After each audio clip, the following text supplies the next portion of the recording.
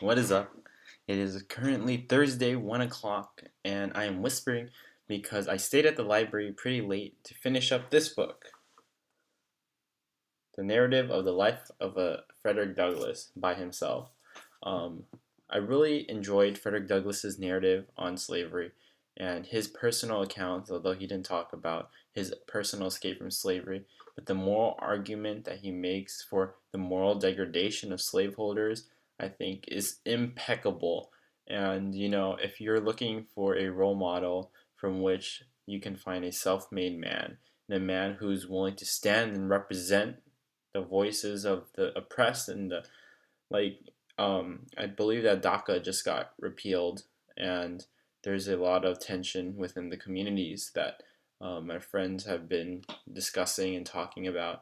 And if you're looking for someone who is of such strong moral integrity, whose humility shines in his style of writing, I think you found your man. Um, you don't have to read a narrative of his life. You don't have to read an autobiography, but you could read his speeches in which he is likewise as compelling as he is in his personal autobiography. He's a great writer, and his rhetoric is fantastic.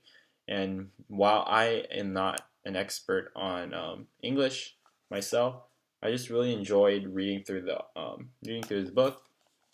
And just so you guys know, what I do when I was preparing for this class, this English literature class, is that I'm taking notes about some of the key quotes. So I would put like put the page number there, and then I would have the information or the quotes or the symbolism that I thought was pertinent to retention in my memory, so I can tell you about like the different events that occurred in his life and actively seek out um, to interact with the material in a way that is conducive to my remembrance of it.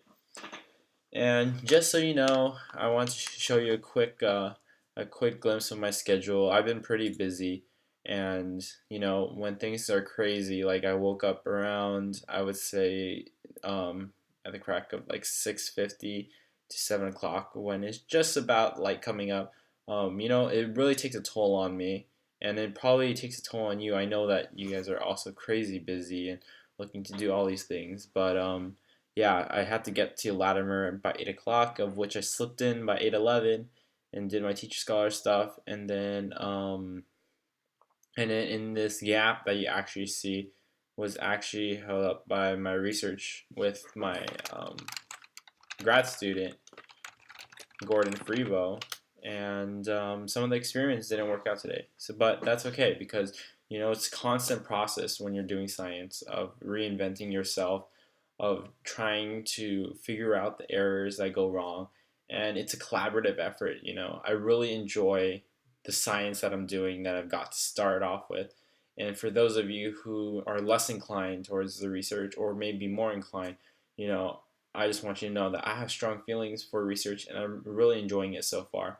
I think that the team building aspect of it is absolutely beautiful, and that the fact that you can do such fantastic in-depth analysis of some of the most fundamental facets of biology with a group of like-minded people is absolutely, like, it's a once in a lifetime opportunity that if you have the option to do, I recommend it. That is my personal regret that I have not started earlier.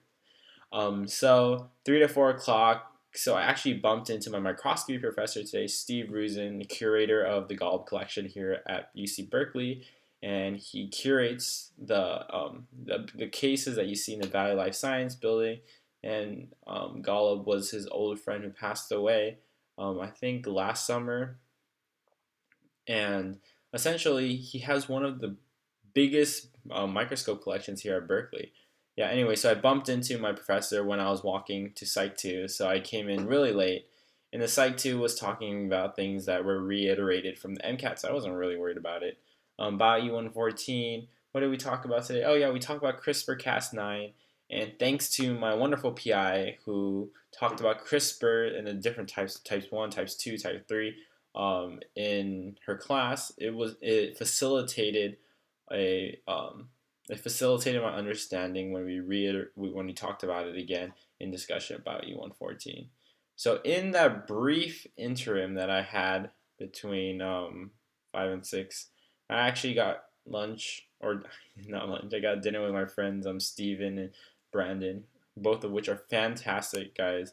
Um, they just honestly, that was probably one of the highlights of my day. Like just being able to have lunch with or dinner with them. I keep saying lunch, but you have to forgive me. It's 1 o'clock. And then I went to my teacher scholar meeting, and then after which, um, I planned I planned some club stuff with my friends Robin and Leo and Chris Yang and Chris Lan and myself. And of course, we're going to incorporate Umar. But I'm just really excited to work with these talented individuals. I don't know if you're watching this, but I couldn't be more glad that I have such a dedicated group of people around me. Um, what I found personally is that I'm really trying to take heart in the journey itself and to find inspiration and draw inspiration from the people around me and to just enjoy the process of learning, whether that be as an undergrad, whether that be if I apply to a master's, or whether or not that be if I do a I don't know, post undergrad. I'm not sure, or in medical school. So, anyways, that was my day, guys. I hope you enjoy this video. Hope you enjoy looking a little bit at a day in the life.